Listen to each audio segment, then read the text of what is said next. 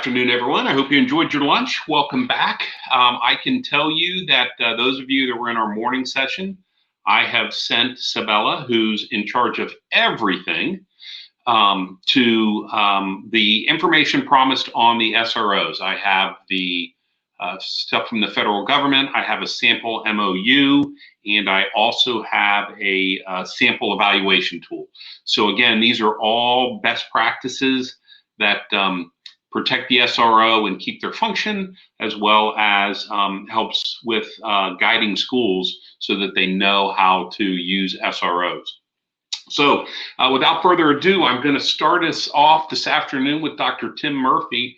Dr. Murphy is a perfect example of why this meeting, this conference, should be face-to-face. I first heard Dr. Murphy speak 2 years ago. He spoke for almost 2 hours at our conference, and everyone said the same thing. It wasn't enough time. Dr. Murphy is a psychologist, former senator, former congressman. He is awesome. And without further ado, Dr. Murphy, I am ready to learn.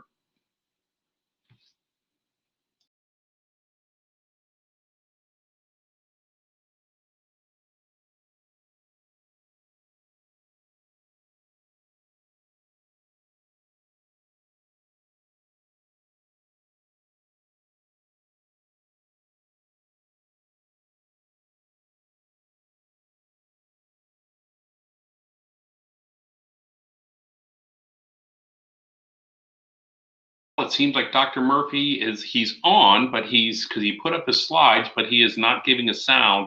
While we're waiting for him to adjust that, I do want to remind everyone on the left-hand side of your screen, there are a series of icons. There's a camera, a microphone, exit, how many participants, but about the 5th button down on your left, there is a balloon with a question mark. And that's where you ask your questions. So please have that ready to go. And Dr. Murphy, I don't see your icon yet. I'm not sure if you can hear.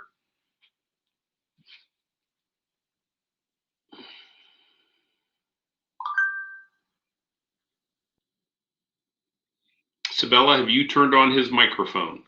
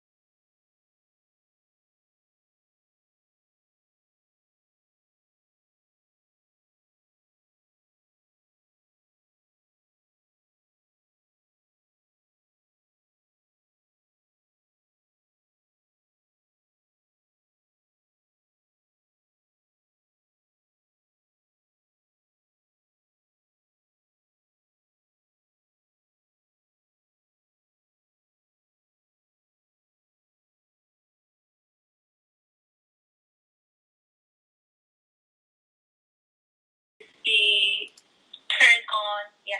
There you go. Is my camera on? Sorry. I'm sorry, everybody, for this. It was all set up, and I hope people can now hear me as I'm speaking.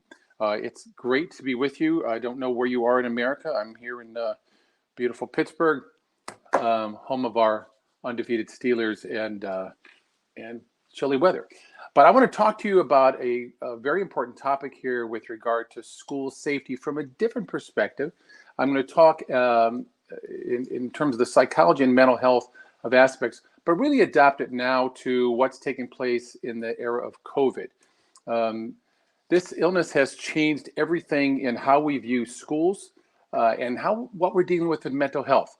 It is this year wasn't really great with regard to how things are looking for us. That cartoon, if 2020 was a game, you can see it being punched in the gut, and that's how a lot of us feel. And we end up on our knees hoping and praying it'll end soon. But nonetheless, this is the conditions we have. This is what we have to deal with. And I'm going to talk about what happens to us as this is proceeding on. So look what the pandemic has done. It has created a number of outside stresses in lifestyle. Schools have closed down. Work, some people haven't worked at all. Some people haven't worked for months, or it's virtual jobs. They're going back and forth. Restaurants open, close, some closing forever. Across America, we're hearing news that many cities and states are going to shut down once again. Social and entertainment, movie theaters are what they used to be, although it's great if you own stock in Netflix or Amazon, but for the rest, it's been a problem. Socially, what's going to be happening with family gatherings, entertainment, gathering places, parks, anywhere else? It's difficult. Getting out and remaining fit is difficult at fitness centers. Houses of worship, where the very place we need to be sometimes during this prolonged stress are the places that are shut down, and even rules coming out that something as huge as St. Patrick's Cathedral in New York, which can hold thousands, is going to allow just a few people there. And of course, families can't talk to each other, see each other. Travel is limited. These are things which we have not seen before in our country, and things that are incredibly problematic for us as we move forward. What it has done also is given us informational stresses. We get contradictory information. Is this where did this pandemic start? Is it part of a conspiracy somewhere? Is a global threat? Are we seeing numbers go up and go down? Who gets sick? How they get sick? And so we find that as information is evolving on this, one of the factors that come through with COVID is just tremendous mistrust. I mean, look at what the media has done in terms of fears and hospital, morgue, et cetera. Do we have enough hospital beds? Do we have enough equipment? What has happened? And then you have the whole election year multiplier. This election year, billions of dollars have been spent to influence people's opinion. And much of political opinion is based upon fear mongering, let's face it. And so what we have here is commercials talking about, are we safe? Are we not safe? We're going to get our jobs back. And all of these things have had a huge impact upon anxiety, mental health, and mental illness. There's also, on the other hand, some hopefulness. The recent news that has come out in the last week about one vaccine that has a 90% effectiveness, another one with a 90.45% effectiveness, pretty good numbers, but now we're waiting for the distribution. We're hoping that will go on. The other information that is the other thing with information stresses has been the mandated loss of our social support. We don't have that kind of give and take of information of people just sitting around and chatting and be supportive of each other. So it's the external restrictions taking place, but even to not just do virtual, but those casual conversations we've had to be supportive of each other and information has been there. And of course, it's been on a global level. So what happens in the human stress reaction? Let's go over this. This is going to be really important to understand what's taking place for children and adults. You've heard before the fight, flight, or freeze response. We get information that comes in through our senses, eyes, ears, nose, mouth, touch, whatever, and we have a reaction to that. Heat, extreme heat, we pull away. Something we see that's frightening, a car coming at us with high speed, or a bear chasing us, we jump away. A loud sound, a banging sound, a siren, all create a reaction to us. Now, very few of these are really instinctive. Basically, falling and loud noises are the ones that babies are born with. But over time and learning, we have other reactions to these things, and we learn to fight, or flight, or to freeze. Now, we also have two other things which make us as uniquely human. One is anxiety about the past and worry about the future. Fear exists in the present if we see a threat coming at us at a time, and we will fight, flight, or freeze. The anxiety, I'm using this as a term here to talk about replaying thoughts of the past. That videotape replay we do over and over and over about a problematic event, which can create the same physiological reaction as if we were seeing the event. We can also anticipate, I'm going to call it worry here, the future, and create a physical reaction as well for something that hasn't even occurred. We may fear it's going to occur, we may think it's going to happen again, but that will happen. Now, what actually happens to the brain is extremely important here. So I'm going to go over a couple little anatomy lesson things that's important. The prefrontal cortex and the front of your brain is the part that's our personality. It's our problem solving. It's our executive function. It helps us focus our attention. When everything's working right in the prefrontal cortex, we're in pretty good shape. Now, if we're strained or stressed or problems with alertness or damage there, that's not going to work as well. And under stress, it's not going to work as well. Because here's what else happens. The hippocampus, little section in the center of the brain, hippocampus means seahorse. It doesn't really look like a seahorse to me. It actually looks like a bent piece of shrimp. But the hippocampus is the part of the brain that is with our memory, our emotional memory, our spatial memory. You know, if you can't remember where your car is in the parking lot, and you have trouble remembering how you got here or how driving home, that's your hippocampus not working so well. But the emotional memory is also important because this processes a lot of the emotion and reactions. And at nighttime, when we're asleep, think of it as the cleaning staff is in there setting the house straight. So even when we're asleep, the hippocampus is processing memories, shifting things on long-term and also short-term memory, help us work through these things. The insular cortex. This is another part of the brain that, because of people, particularly those with stress responses, PTSD, dealing with exaggerated responses to pain and addiction, a lot of this is located because of the insular cortex, insular meaning island. And it's a small part of the brain, separating the frontal lobe from the parietal lobe. And this part assigns meaning to pain and temperature and inflammation and sensual touch. So that when we're having all these responses to what's going on with threats, it's the insular cortex trying to make sense of them. Then comes the amygdala. Now, this is really our fear center of the brain. This is about the size of an almond, maybe an almond in a shell. But this part of the brain can throw us off completely. There's also a little stripe on the amygdala, which is where anxiety comes from. And there's a lot more complexity to that, but let's say most of it is there. And so when we have a smell that may trigger us to have an immediate reaction, because that smell may be a burning tire or smoke or the smell of blood or diesel fuel, that for a soldier sets off bad memories of something that happened in Afghanistan, or soft smelling a gunpowder again, or the sound of a gun. The amygdala gets an immediate reaction to those and sends a response through the rest of the body and brain to say, we have to respond. It's very quick. And it's linked to some of the glands that are also going to send off this response, which we'll get to in a minute. The cingulate cortex, I wanted to mention that too, because that is one where this has connections to the prefrontal cortex and the hippocampus and the amygdala. And this helps us regulate our thinking as we go through experiences. So when we're evaluating a situation, where we're coming up with our emotional reactions, it's the part that helps us influence control over the amygdala. Let's say you send out an impulsive text message to someone and they haven't responded back. And you start thinking, oh, are they mad at me? Is there something going wrong? What's happening? Did I offend them?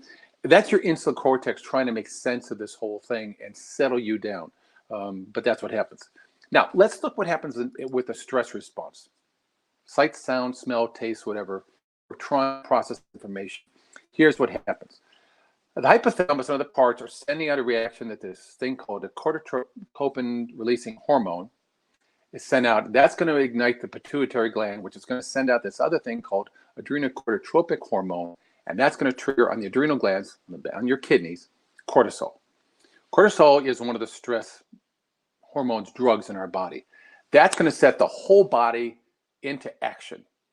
It's going to mean it's going to change the blood flow. It's going to say you don't really need to be digesting food right now.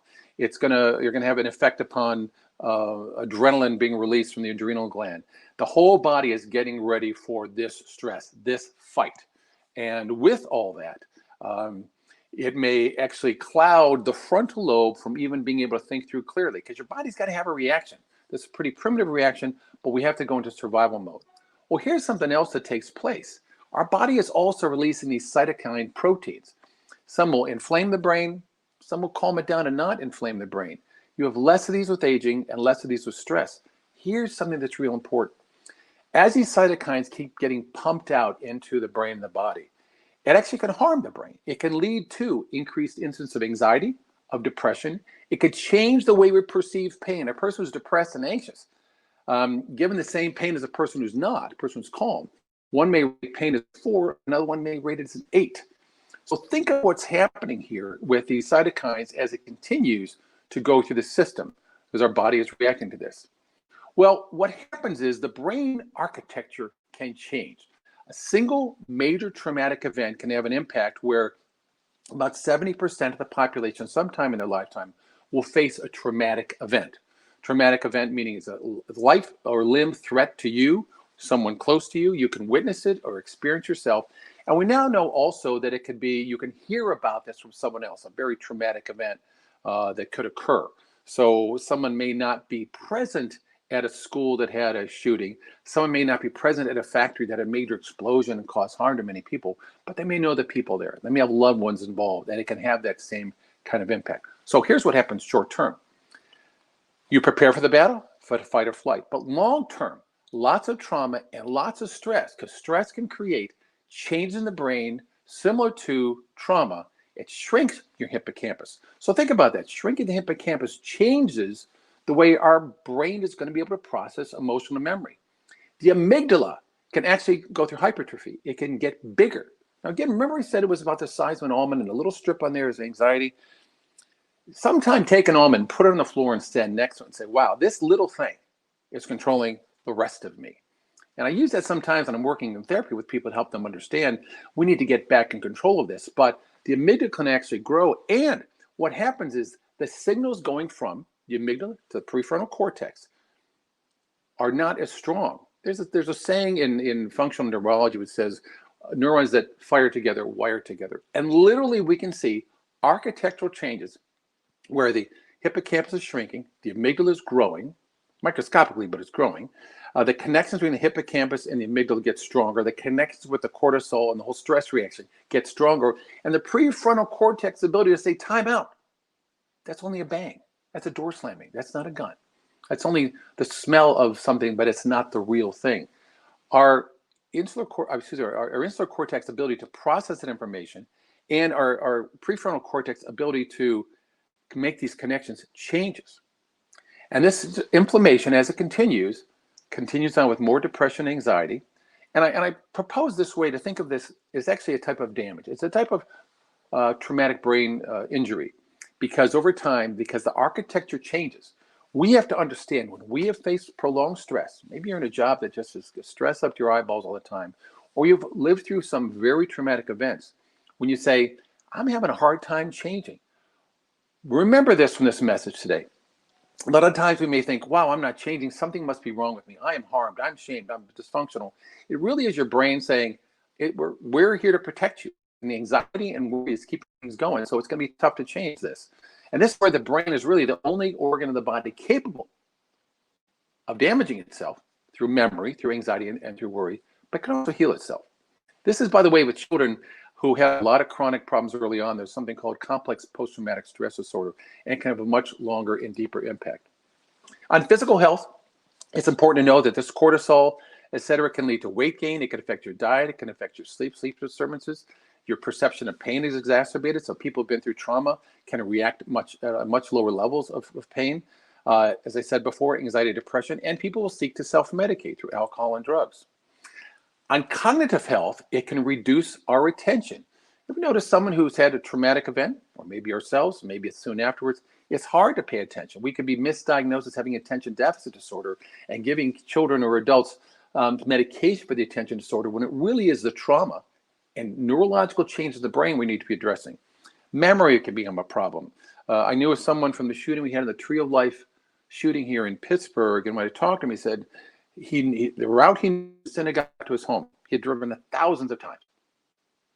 But that day he couldn't find his way home because our memory, our processing, remember what I said about the hippocampus and recalling location things, it became a problem for him.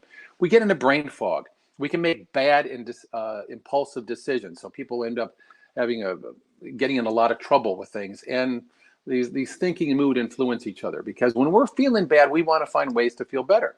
And here's what happens emotionally. We get a low frustration tolerance. We get moody, agitated, anxiety, PTSD, panic attacks, depression, and at worst, suicidal ideation when we start to say, I'm not thinking as well, and I just don't feel a hope. I got no one, I got nobody, I got nowhere I can go to. And so what happens is we end up with these personal conflicts in marriage, family, friends, and career. Then when you look at another overlay of the emotional impact of COVID-19, families already with financial stresses and unemployment, limited access to food, housing instability, forced relocation, all these have an impact upon students' mental well-being. There were increased instances of domestic violence, of child abuse, call to suicide hotlines have increased risk for substance abuse. Children who are now forced to stay home, where it's a traumatic environment, are at higher risk for the declines in mental health. Now, there were some resilient factors for students as well. Psychologically resilient children who have at least one stable and committed relationship with a supportive adult are in much better shape to be safe. A study from the U.S. Secret Service, when they looked at factors that would predict common factors among those who are involved in crises and safety threats at schools, they found commonality between them. They did not have a stable and committed relationship with a supportive adult. Now think about what this is going to mean. We're not seeing these children at school, or if we see them online. Many children have increased absences, and we'll get to that, what that problem is. When children have a stable home life, a supportive, optimistic, they're good at problem solving, that's good, they have good nutrition, the family's academically supportive, the family spends regular time together, those are all resilient factors. But what's happened here with schools and learning, two things, the impact upon learning and the impact upon learning platforms. The impact upon learning is a lot of education has been lost. During the summer break, you see attendance, you see over summer break normally 20 to 50% of learning from the previous school year is lost over the summer break. Now, students who have had no learning from March to September, they've just been out of school, it is even worse. Absentee rates remained a problem. I think it was the Philadelphia schools as well as other ones. Absentee rates may have been high as 50% once they went online. Rural areas that don't have good broadband services, or they send paper pencil things at home and the parents themselves are not learning or good teachers for them, you end up with serious difficulties. And when you have poor achievement, absenteeism, and retention risk, you should ask in your local school district, how many days does a student have to miss before they're told don't come back, or you have to repeat a grade. But when you have these things combined together, the dropout rate jumps to 250%. And with that dropout rate comes a whole host of other economic, social, and problems. So the different learning platforms, just to say here, you have some students traditional classes at school, some totally from home, some go back and forth as schools get healthy, some have a hybrid model where half the school's home, half the school is at school. They split the week, Monday, Tuesday, Thursday, Friday between some students, some will split the day, morning and afternoon. It's kind of chaotic, and what happens is we don't know the impact of this has on learning. Nobody that I know of is doing pre and post tests. Let's test all the kids in September. Let's see how this goes. But we don't have that opportunity. What's also is when kids have a paperwork at home or online learning that could be synchronous, everybody's learning the same thing, or asynchronous, you get on when you can. If there's students without computers or families really may not have the same ability to monitor. Some families have the money where they can pay for tutors, but we're seeing the gap between those with learning opportunities and those without widening. This is going to have long-term impact. There's also the social isolation that comes from quality of home life. If there's prior history of problems, there's a dysfunctional home life, if there's problems with domestic violence and nutritional issues, if children remain in a vulnerable home environment, will continue to have problems. And for example, children exposed to depressed mothers before age 5 have higher risks later on for social, emotional, and physical health problems. So we expect this to exacerbate over time. The increase in mental health concerns is not to be overstated. I mean, there's increased reports of stress, depression, substance abuse, suicidal ideation. The majority of students assessed report acute stress, Mental Health America reported a staggering increase in COVID-linked depression and anxiety, with the highest rates among 11 to 17-year-olds.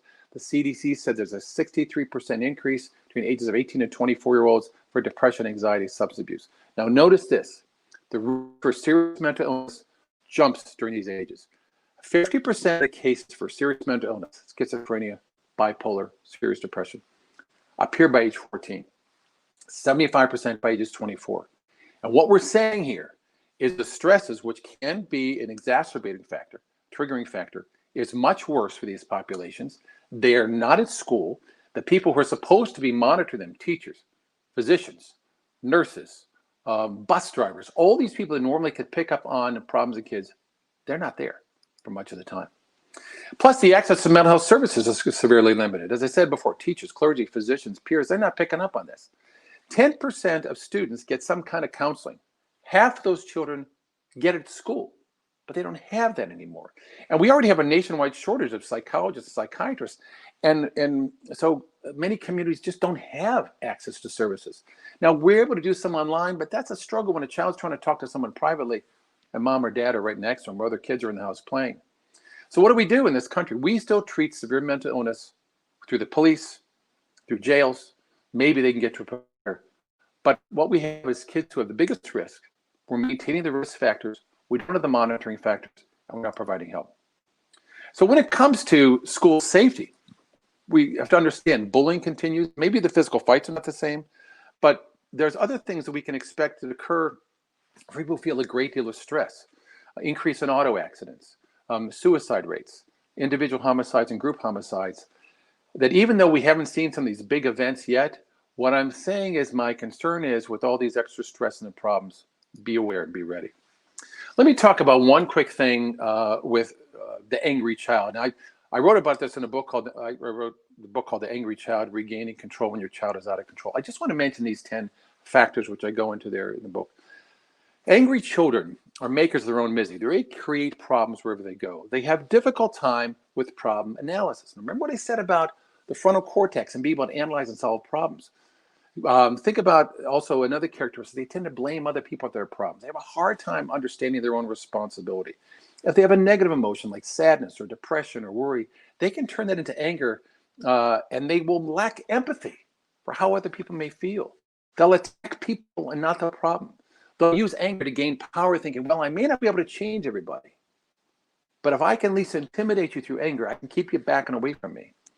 They'll also, in their own heads, keep this script going of destructive self-talk that maintaining thoughts like, these people are mean to me. I'm going to get them. I'm going to show them who's boss. Other people are out to get me. It's hard to calm them down with this unless you really work with them. They also confuse anger with self-esteem. Because I'm angry, I'm powerful. If I'm weak, I show more anger. This is where I get my esteem. But throughout all this, there's always a place to approach them because they can be nice when they need to be. Now, let me show you now in this remaining section here how we can build resilience and recovery for adults and children. I'm going to give you these points here: fitness, attitude, sleep, training, eating, and relaxation. Let's go through these and see if you can adapt them to your life and help other people have it too. Under fitness, physical fitness affects the brain. We need regular cardio and strength workouts and to maintain a healthy weight. You got to be doing this. That's one of the reasons why we see children who attend regular gym class do better academically than children who don't. When you stop it, you're going to have a decline in muscle strength, your endurance, your brain volume actually gets smaller, your efficiency of your brain functioning declines when you stop exercise. And we know that your genetic is actually affected by fitness. A study done of people running on a treadmill, they were looking at genetic markers of endurance in running. They told one group, you have more of this genetic marker, and the other group, you do not. That was randomly selected.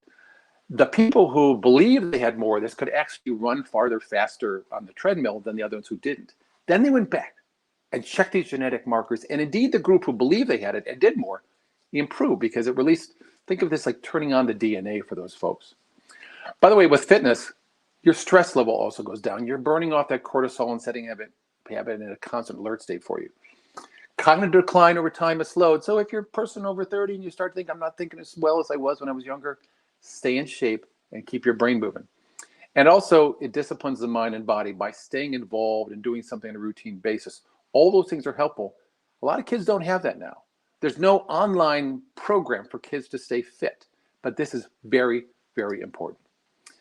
There's also the next thing of attitudes. We did fitness, now let's do attitude. By the way, this word fails. The acronym is FASTER. Fitness, attitude. Attitude health is those thoughts and feelings and behaviors we connect. It is the inspirational phrase that we have. It's the what determines our reaction towards people, places, events, and things. Attitudes are learned through experience, good experience and bad experience.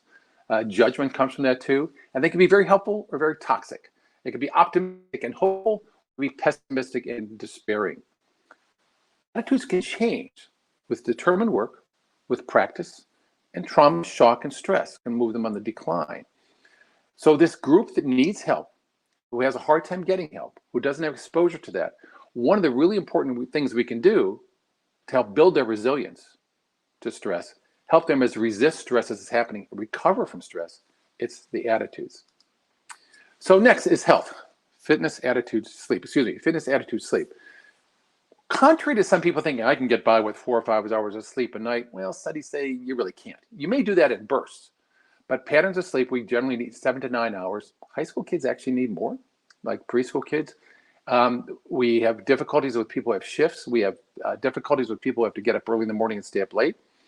And what we see with traumatic stress is sleep disorder come up more. Poor sleep patterns with late onset sleep, frequent night waking or early awakening, it impacts how well our brain functions. This is something important to know about the brain. So as our cells are using up energy and it excretes the waste products from the cells of that energy and that goes out through our kidneys, the brain operates a little bit differently because the brain cells are not directly connected with the veins.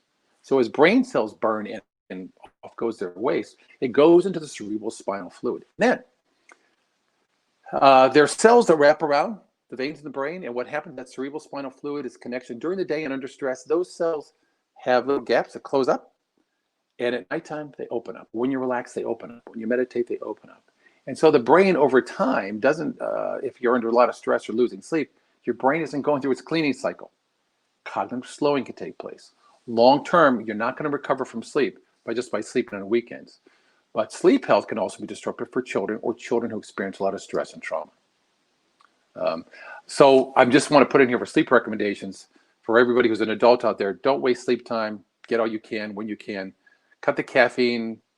Watch out for supplements that are going to keep you awake, like caffeine supplements. Do a calming nighttime routine. Be in the dark, quiet. When you're tired at work, make sure you have other staff who are double checking with the others. If you're tired, am I doing this okay? Remind me, I haven't slept very well. Understand that brain healing and recovery, especially for people with trauma, are going to need a little more sleep recovery. Don't be a sleepless hero if you're a staff or you're a security and think I can get by in this, because you're going to make dumb decisions. And practice how you get to sleep quickly. Good sleep hygiene. Put away your computer, put away your cell phone. And use this technique too, by the way, when you should never make a decision when you're hungry, angry, lonely, or tired. Hungry, angry, lonely, tired, or somebody had hungry, angry, lonely, tired, or on bad drugs. Don't do that. Okay, the next thing has to do with training. And that is to keep your brain sharp. You want to keep your brain very active. When your brain is active, your brain cells, you're actually generating more with your neurogenerativity. That is, your brain is new cells and new connections occurring all the time by keeping yourself mentally active. Children in school who are practicing math and reading and art and all those things too are improving that. It continues through a childhood into adulthood. So even as adults, be involved in something. Keep learning, whatever that is. Keep learning. Languages, musical instruments, anything at all. Try that. And the epigenetics of this is important too, because you inherit some of the things from the next generation from keeping your brain sharp. It carries over to other parts of the brain, and this is why it's so important in dealing with stress. Because no matter what's happened to you, whatever the trauma and stress, do something else unrelated, something that's going to keep your brain sharp and active. And that will help you do better with other problem solving and managing stress. When you're dealing with teams, to help them also, to redirect them, to teach them, to challenge them, to motivate them, Again, this is one of the areas that's missing when you don't have kids in the classroom together. They're not learning to motivate each other. But one of the things we can do to overcome that is to make sure we're still teaching children problem-solving skills. Next item is eating healthy. Eating healthy is one where cutting out sugars, processed foods, keep the fats out. A great thing to remember, by the way, is the Mediterranean diet. That is, if you ever want to look that up, that's a simple thing you can do to pay attention. This is also a good brain healing diet. Also for children, the 3 healthy meals per day is what they need. This has strained a great deal for children who have received free and reduced lunches and didn't have as much. This is where community support is vital. One of the things that's so important for children from at-risk families, time of COVID, make sure they're eating right, to be checking in with parents, to make sure you're monitoring them for other issues related to symptoms of abuse and neglect, of conflict. Don't just look at those who are already on your radar screen, but be monitoring others. Because in the age of COVID, we're basically flying blind and trying to repair this plane at 30,000 feet. And it is difficult for us. When it comes to the next step, relaxation health, this bears a little bit of attention here too. So for children, play is the work of childhood. Play is the work of young childhood. Children will, through play, work out their problems. They'll reenact them through imaginary play, older children through artwork. It helps them process difficulties. And you can see there that the tuned clinician or the teacher can see the themes coming up in children's drawings or children's play, which is exhibiting their stress. So be watching there. Also in the social interactions, again, sometimes we're flying blind, but it's good when you can do this as a teacher, as security personnel, to be asking, or if you're on one of the threat assessment teams, to get some sense of how the children's social interactions are going, and face-to-face versus virtual. But here's some of the things that are important to teach. Make sure that families understand the value of meditation. Now, meditation is focusing attention, and you're shutting out the world. You have more self-awareness. You have some kind of a phrase that's calming or positive.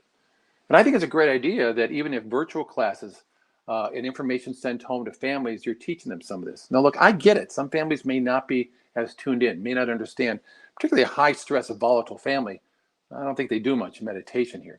But we need to still teach children to take time out, to shut out the stimulus, turn off the computers, get rid of your cell phone, and think positive affirmational thoughts. Schools that do this really find kids are doing much better.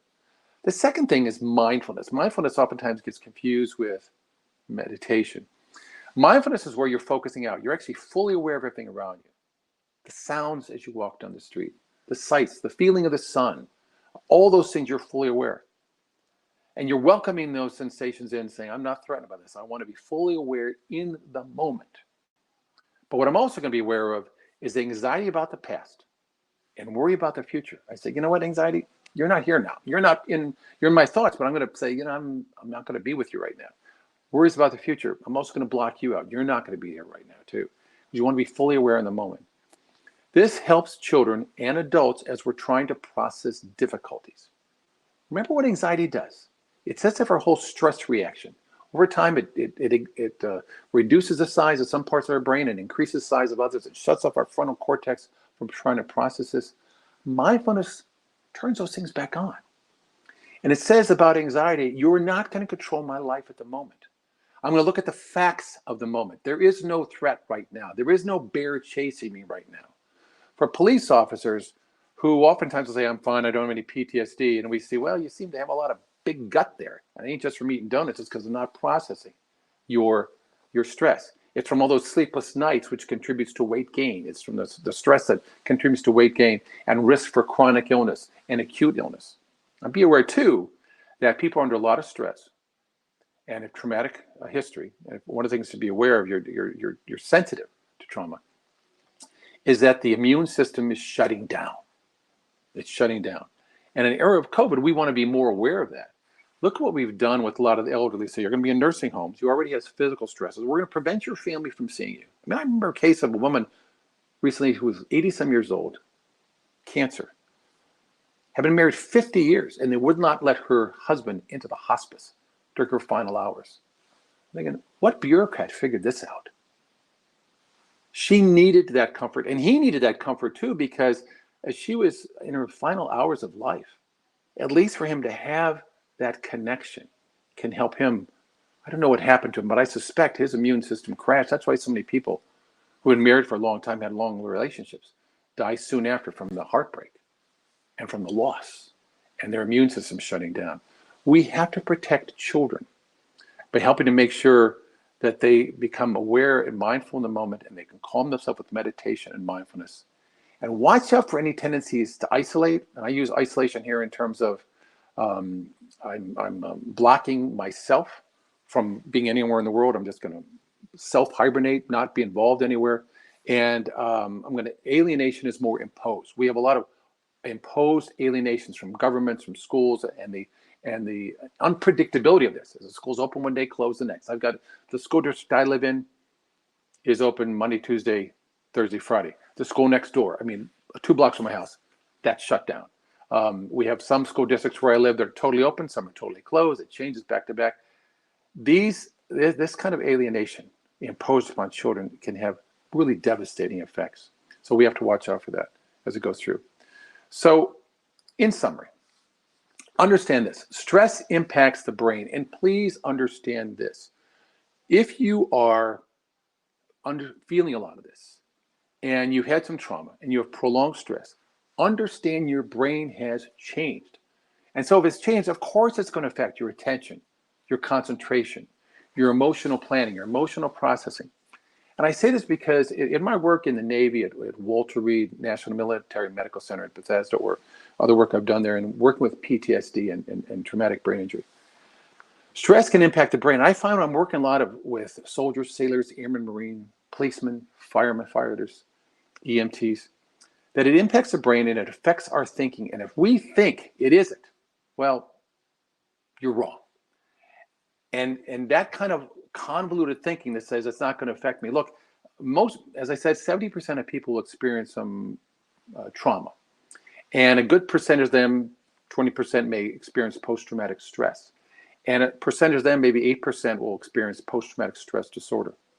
But in all cases, as the brain is affected, it may be harder, but it's not impossible to change. And that's the message I always tell people. It may be difficult, but it's not because you're being punished by God. It's not because you're a bad person. It's not because you're not worthy. It's you've got to work on these things: fitness, attitude, sleep, training, eating, and relaxation to reprogram and change your brain.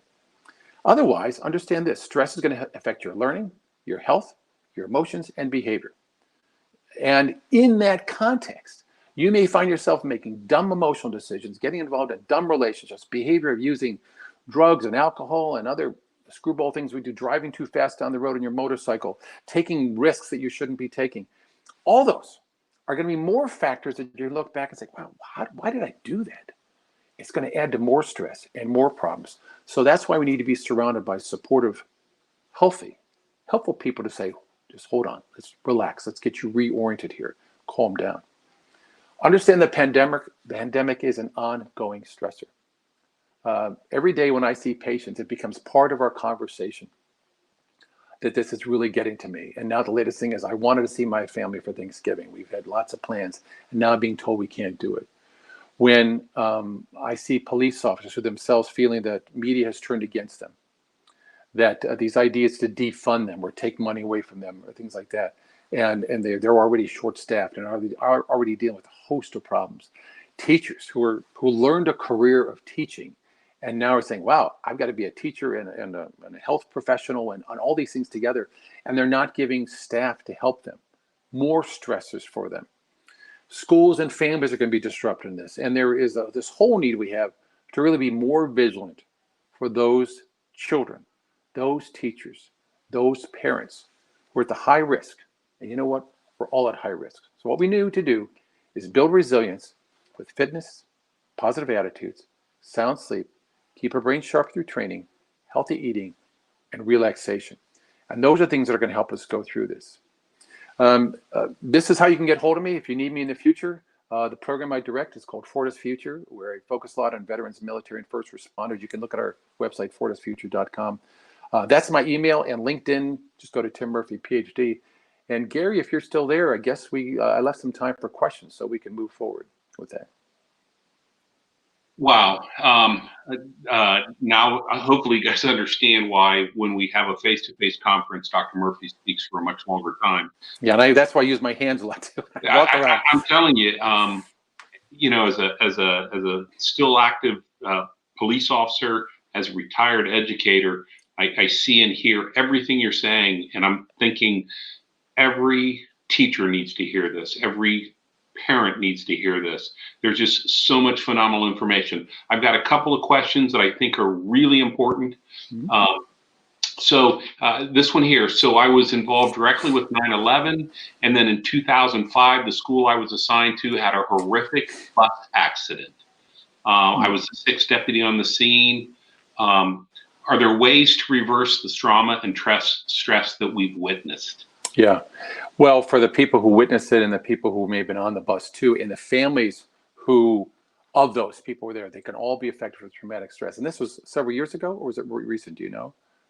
2005. 2005. And here's what's important. Those links in our brains from traumatic issues of past, that's 15 years ago.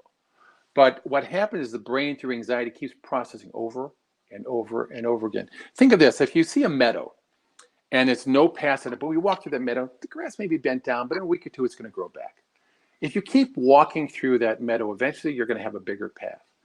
And it may reach the point after hundreds of walks through it, you may still see that path years from now. If you ever look up online out west in places, the Oregon Trail in Wyoming or other places, you will actually see cut into the rock, the ruts from wagons. If you look, if you do a web search about the Appian Way in Rome, you will actually see the chariot tracks carved into the stones of the Appian Way from a couple thousand years ago. And that's what our brain does too. You keep rehearsing something, what fires together, wires together. What has to happen in these instances of traumatic event is we have to undo that process. And you do that by directly dealing with it. So when I work with people, it says, let's talk about the event that happens. Well, we're going to assign some new emotions to it. And we're going to keep stopping and say, that was then. This is now. It was horrific, but that was then, and this is now. And there's a few other things that have to happen too. By witnessing, sometimes we hold on to guilt or shame. I should have done something. I could have saved some lives. I could have protected somebody. I wish I could have done more. Or is this being done to punish me? We have to clear away that shame and guilt about things out of our control. We got enough to feel guilty about things within our control. And that comes also with dealings with some forgiveness. I didn't mention it here, but faith is a big part of people's healing, a major part. Some 85% of people report that when they are seeing a counselor, that they are open to having faith, their faith discussed in this. But the number of psychologists, psychiatrists, counselors who discuss faith is very small, very small. People want it, but we're afraid of it. But I would hope that's some exploration too that could take place for someone like that. So rehearsing the event, but not in a negative way, but practicing and changing emotions and thoughts, looking at issues of guilt, forgiveness, and other strength within the person. There's a lot more to that. I'm giving you something that may take weeks to work on, but I know I've seen people change from this, even after years of trauma. When my chief sent me to hostage negotiator school, shortly after he sent me to critical incident stress management course, he said, just in case it doesn't work out for you. And it was, and just as you were saying, how do we deal with that trauma that occurred, and how do we get through it so it doesn't negatively impact us? I got another question for you. I've got multiple questions. They keep coming in. Okay. Hopefully, everyone will get your information, but hopefully everyone has at least taken their camera and taken a screenshot of it so they have your information.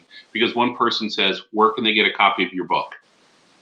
Well, this book is called The Angry Child. You can go probably with Amazon or someplace like that, or Barnes and Noble. I have another book here, which is kind of related to a lot of dynamics I wrote, called Overcoming Passive Aggression. And I'm also so look at Tim Murphy and those. There's another Tim Murphy that writes other weird books, but mine's The Angry Child and Overcoming Passive Aggression. I'm also working on another book here, which specifically deals with trauma. Hope to have that done soon, so keep an eye out for that too. And if we have your names and email addresses as those things come out, I'll let you know too. But if someone has, just send me an email to that link, and I'll send you information about the books. And also go to link up with me on LinkedIn too, and I'll keep announcements going through that. Great. You mentioned the closures of schools have an impact on stress and learning, and having the absentee rate goes up due to not having internet, rural areas, low income families, et cetera, with the pandemic in full swing. What do you recommend for schools and SROs on how to keep their students and themselves safe in this time of uncertainty? Well, I think there's a benefit from doing your best to have the school open anyways. Part of the safety equipment that needs to be there is not just a plexiglass screen between desks or having masks on, but schools can also purchase some air sanitizing, air cleansing equipment, which can basically clean a classroom every 6 minutes. That's something that needs to be done. And there's process that could take place there because you want this school to be a healthy place. We know for many children who may not get good food at home, the school is their healthy place for food. The school may be the only place in a child's life during the day where they feel safe and secure for other reasons too. So I think it's very, very important for children to have that open as much as possible. And the other aspects too is to make sure that schools are identifying, particularly those who had problems in the past, that teachers are still connecting with that child somehow, finding extra ways to take time to meet with them, to help them. All very, very important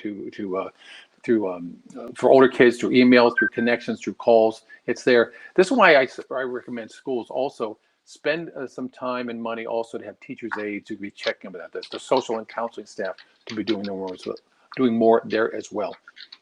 If I had the money that we spent on political campaigns this year, we could do a lot for education.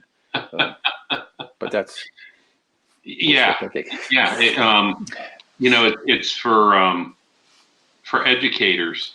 It's such a double-edged sword of, the educators live with somebody who is at a risk factor, but they want to be at school with their students because they know that's where they should be. But then they have that added burden of, am I going to bring something home to my own family? It's just horrible. I mean, it's lose-lose. I've got another question, and it kind of goes with the trauma that when you have a critical incident, and the words that my trainer often use when people would say, I must be going crazy because I think this way. And she would say over and over, that's a normal reaction to an abnormal situation. And people just needed to know it's normal. And this person wants to know, how do you stop your brain from racing and thinking about what happened yesterday and worrying about tomorrow? Well, this is an issue that's been literally around for a couple of thousand years. When I talk to someone who has a strong faith, I says, remember the quote says, you have enough to worry about today. Don't worry about yesterday or tomorrow. And it really becomes a process, what we call in the counseling world, thought stopping. So when I start talking when a patient or client starts talking to me about something, they say, stop, that's over. But I got to think of it, no, stop. But what if, no? And they can get annoyed with me, but basically I'm trying to teach them that is over. There's nothing you can do about it anymore. The only thing you have power over is what you're doing right now. It's like trying to digest the meal you ate a year ago. It's gone. But you can deal with the food on your plate. And by helping people redirect, it's a tremendously empowering aspect of this to help them as they go through these things. There is, it's not an easy process. There's a lot to go with this. It is something that is the whole process of therapeutic approaches to help people learn to give up some of those things. But in the sense of resilience, some of the things that I teach people, I talk about the stages of resilience before the trauma, resistance during the trauma and stress, recovery afterwards, and then a stage of renewal in life.